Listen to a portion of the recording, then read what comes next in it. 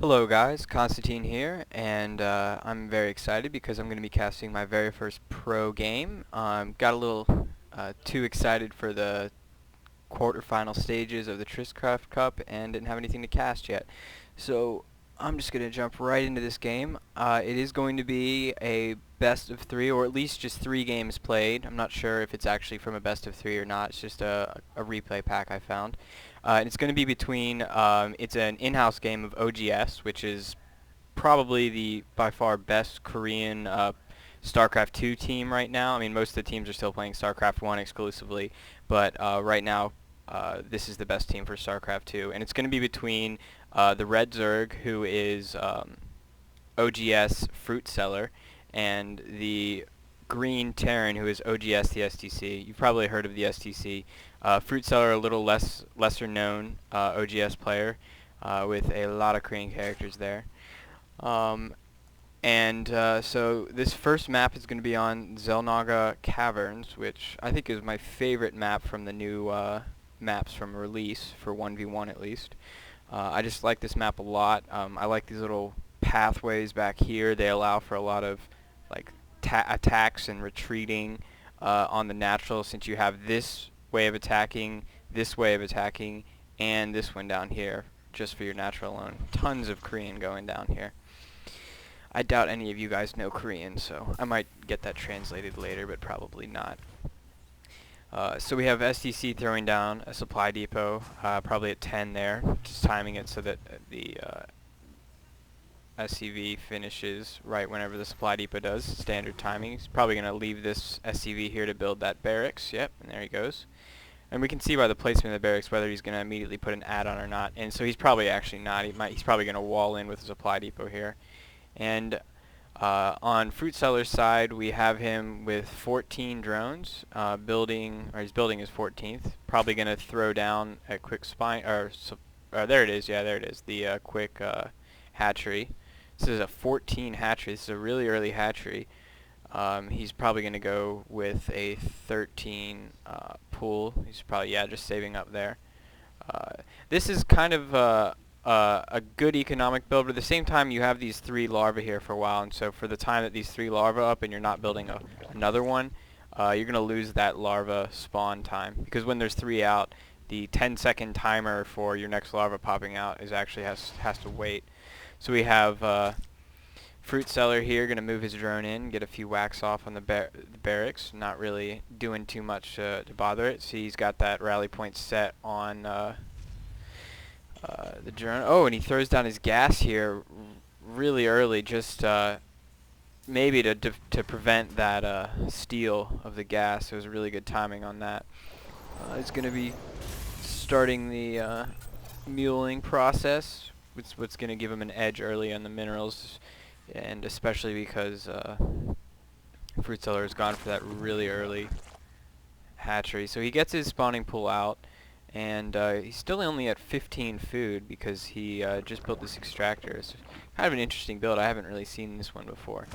Uh-oh, it looks like we might have the first casualty of this game.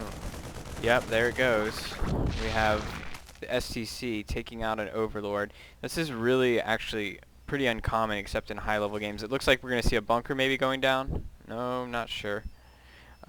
To lose that Overlord is really, really bad, because you can see that he's still food supply blocked, and it comes at a bad time because he had just got this like, little setup up, and he has to wait in order to build more units here. So that's really going to hamper his ability to kind of put any pressure on STC early. STC's going with a 1 barracks, 1 factory, no add-on build, which is interesting. Oh, is he going to get him in? Is he going to? Oh my goodness. Oh, he's not going to be able to lift. Oh, he's going to have that Hellion out just in time, but he might lose these Marines, which would actually probably go in the favor of, oh, he only loses 1 Marine. That's about an even trade, even though it is more food and money for the Zerg player.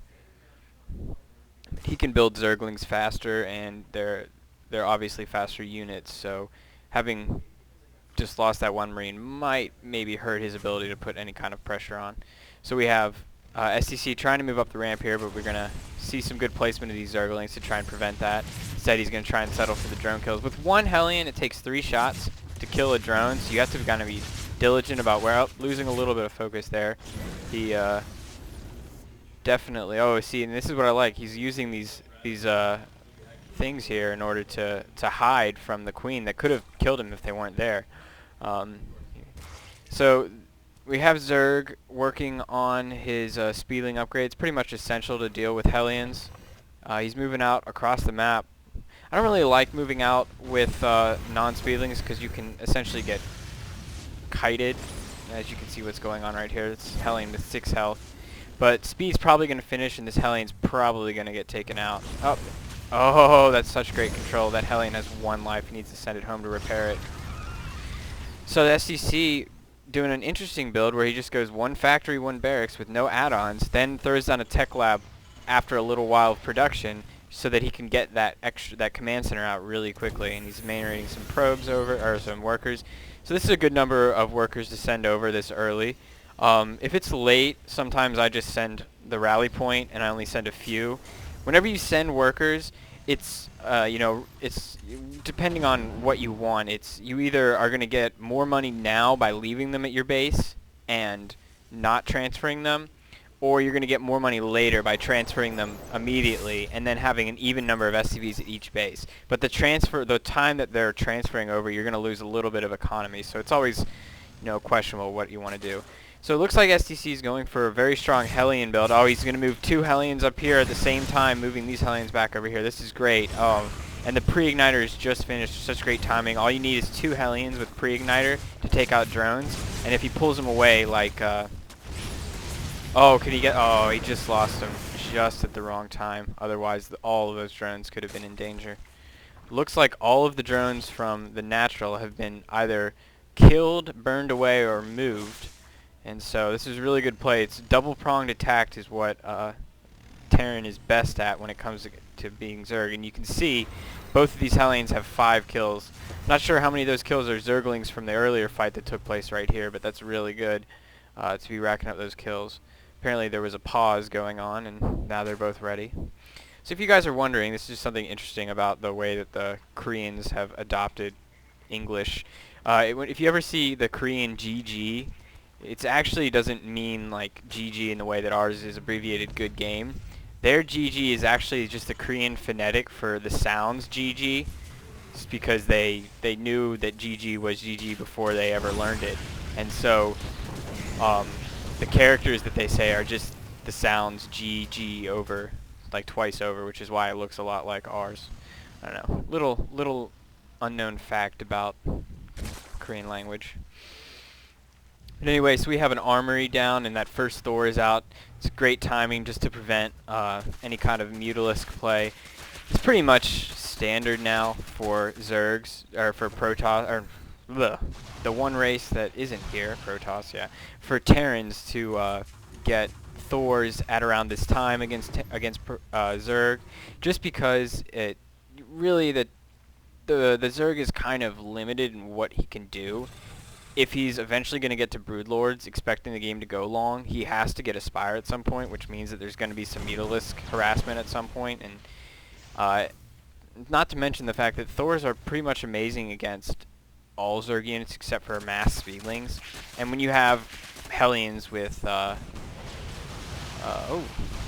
look at this right here. This is great micro. He's going to actually be able to repair this.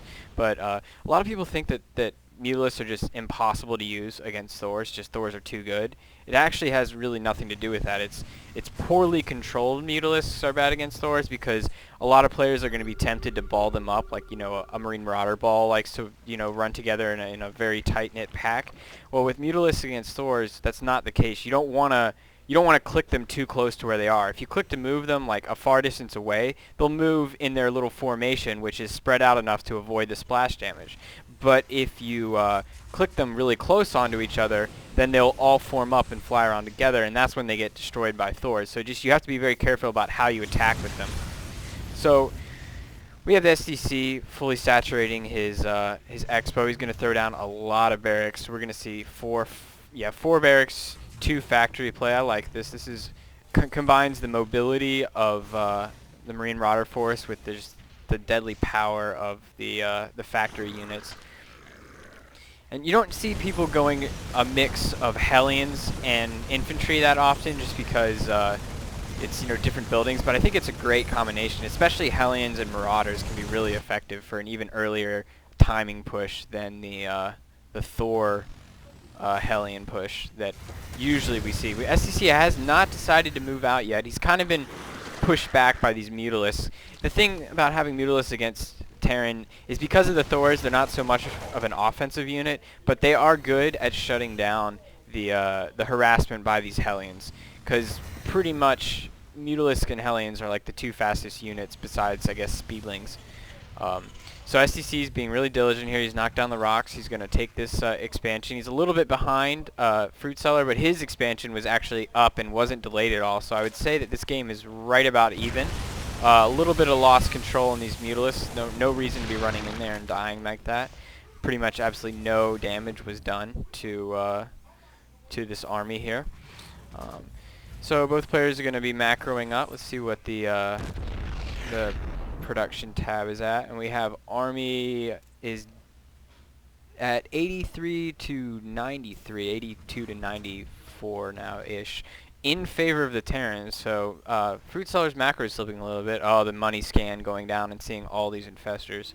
Does he have the, he does not, or he does have the, or no he doesn't, sorry. He does not have the neural parasite upgrade down. I'm used to seeing 3 there from the beta when they took away the need to upgrade their speed while burrowed. I like the fact that they did that. It seemed like a pain. Zerg was so weak already when it came to needing upgrades for so many things. Oh, this is so good to get the forward-moving infestor.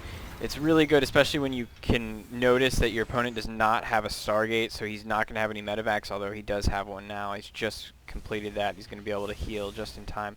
This is a really nice placement on this sensor tower. It's going to be able to cover both attack lanes in the center of the map, and also be relatively safe because of this giant gap here. So I like this placement very much. Although it does leave counterattacks through this range. Just a little vulnerable because of this wraparound area. I'd like to see some Speedlings move from here all the way down, because he's completely vulnerable here. You had 20 Speedlings in here. These units would be dead before he could get back to them. That is the nice thing about having Hellions, though, is when you have Hellions, it's pretty much a good counter to Speedlings. What is going on here? Oh my goodness. I'm in complete awe. So apparently there was a burrowed infestor move that I missed.